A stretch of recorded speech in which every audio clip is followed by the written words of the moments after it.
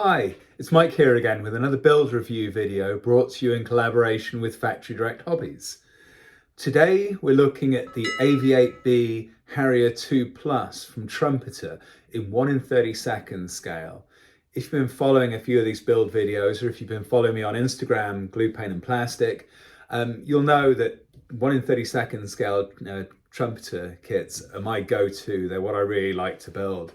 So how does this compare to the rest of them? It's excellent. It really is. It's an absolute delight to build. The detail is fantastic. Cockpit detail, brilliant. You could add some aftermarket in there. Personally, I don't think you need to. I think it's got everything that you need. It assembles nicely in that area. The quality of the clear plastic is also really, really good. Excellent, no blemishes. Wonderful. The fit of the parts is absolutely fantastic. The parts just go together. They hold together nicely. There was very little clamping required to make this one actually work. And also, some people really like it. I find some of these things a little bit annoying. Moving parts. Trumpeter really likes to put things like moving flaps and maybe working landing gear suspension and this sort of thing. I pose my models on a shelf. I'm not making a toy. I don't like that stuff. This has none of it. So that was a real plus for me. I really like that because normally all I do is just freeze it with glue straight away anyway, so they don't move afterwards.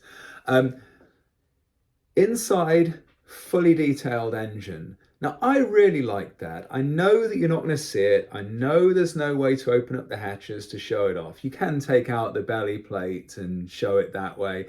I'm not sure you'd really want to do that. Unless you're going to pose it on a mirror, you're never going to see that anyway. But I really liked it still. I like the engineering of the aircraft as well as the models.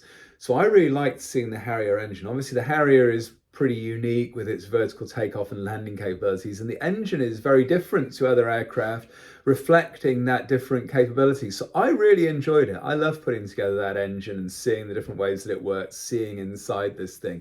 I found that really, really good. I found that super interesting to build, a real highlight for me. And even though you can't see it, I know that it's there and I had the pleasure of building it. And that's what it's all about at the end of the day. This hobby's meant to be for enjoyment. And I certainly got that out of this one. There's a few different marking options in the kit. There's 2 United States Marine Corps options and 1 Spanish Armada version as well, Spanish Navy. Excellent, really nice. Decals went on nicely, perhaps a little bit thin. You have to be pretty careful with them, but then obviously on the plus side of them being thin, they just disappear. A little bit of microset. I didn't even need to use microsol on this one, just some microset. Got them to just flatten straight down to the surface. Fantastic, but be careful with them if you're doing it. They can fold up on you, so just watch out for that. I've got a relatively low ordnance load. You'll notice that I've got the same as the box, but the box is wrong. The tanks don't go on the outer pylons; they go on the inner pylons. But not to worry. We'll let the artist off on that one, I think. But there's a lot more ordnance in there. If you want to really pile it on, you can do that. You can load it in. There's Maverick missiles. There's Mark 82 bombs. There's JDAMs, there's all sorts of things you can put on it. The way that they recommend that you build it, I think is over the top. The Marines don't fly Harriers like that. There's just too much. This is more your sort of traditional war on terror type of loadout that they were putting onto these aircraft. So that's what I've gone for on this one. I've made 2 of these previously.